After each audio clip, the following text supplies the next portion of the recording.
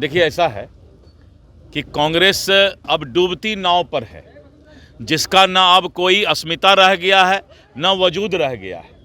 और अब वो जो है देशभक्त के बदले भारत तेरे टुकड़े होंगे गैंग के सहारे में चला गया है। यानी देश के लोग अब उनके साथ नहीं हैं।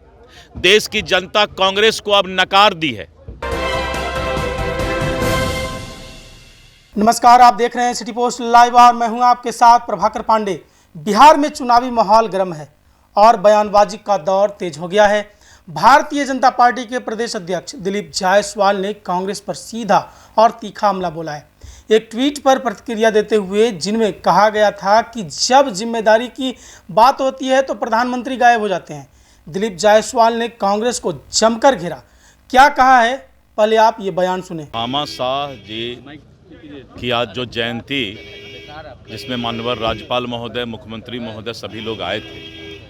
भामा शाह जी एक सूरवीर थे, दानवीर तो थे ही, सूरवीर थे, जिन्होंने देश के लिए और मुगलों से लड़ाई में अपने भाई की शहादत दी, अपने 2 बेटे की शहादत दी। इसको इतिहास ने छुपाया।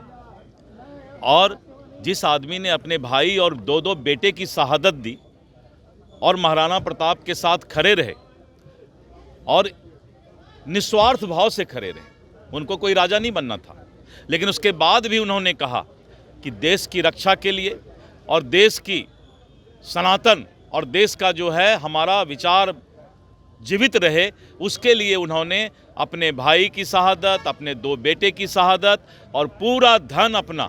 मुझे गर्व है कि हम भामा शाह के वंशज हैं और इस गर्व को लेकर ही आज हम पूरे देश में कह सकते हैं कि भामा शाह ऐसे दानवीर और शूरवीर इस देश के लिए और एक गाथा लिख कर गए हैं। आज इतिहास उनको याद कर रहा है। सर, कांग्रेस ने एक ट्वीट किया है सर कहा है कि जब भी जिम्मेवारी की बात होती है उनका इशारा पीएम की तरफ था कि गायब हो जाता है। देखिए, ऐसा है कि कांग्रेस अब डूबती नाव पर है, जिसका ना अब कोई अस्मिता रह गया है, ना वजूद रह गया है।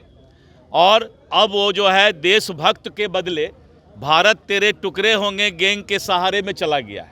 यानी देश के लोग अब उनके साथ नहीं हैं। देश की जनता कांग्रेस को अब नकार दी है।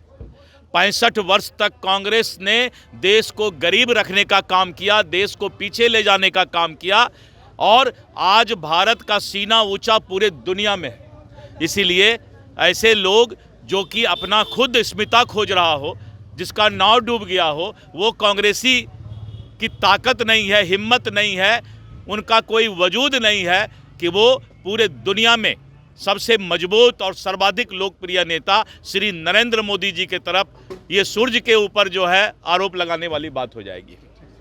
दिलीप जायसवाल ने कहा, कांग्रेस की बात मत कीजिए, वह डूबती हुई नाव है, उसकी अस्मिता खत्म हो चुकी है। उन्होंने कहा कि जिस पार्टी ने 60 साल तक देश पर राज किया और देश को कुछ नहीं दिया, वहीं आज विश्व के सबसे मजबूत प्रधानमंत्री नरेंद्र मोदी पर सवाल उठा रही है।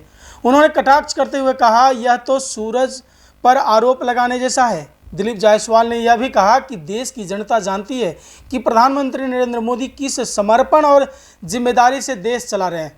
इस मौके पर दिलीप जायसवाल ने महान दानवीर और राष्ट्रभक्त भामा शाह को भी श्रद्धांजलि दी। उन्होंने कहा कि भामा शाह ने मुगलों से लड़ते हुए अपना जीवन और सारा धन मातृभूमि के नाम कर दिया। भामा शाह न केवल इतिहास के पन्नों में बल्कि हमारे दिलों में भी जीवित हैं। उनका बलिदान युवाओं के लिए प्रेरणा है। कांग्रेस पर हमला और राष्ट्र नायकों को श्रद्धांजलि।